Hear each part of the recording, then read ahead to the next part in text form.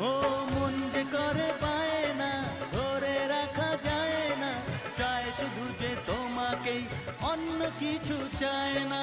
জানাই তোমাকে তা দুটি চোখের ভাষা, এই তো ভালোবাসা।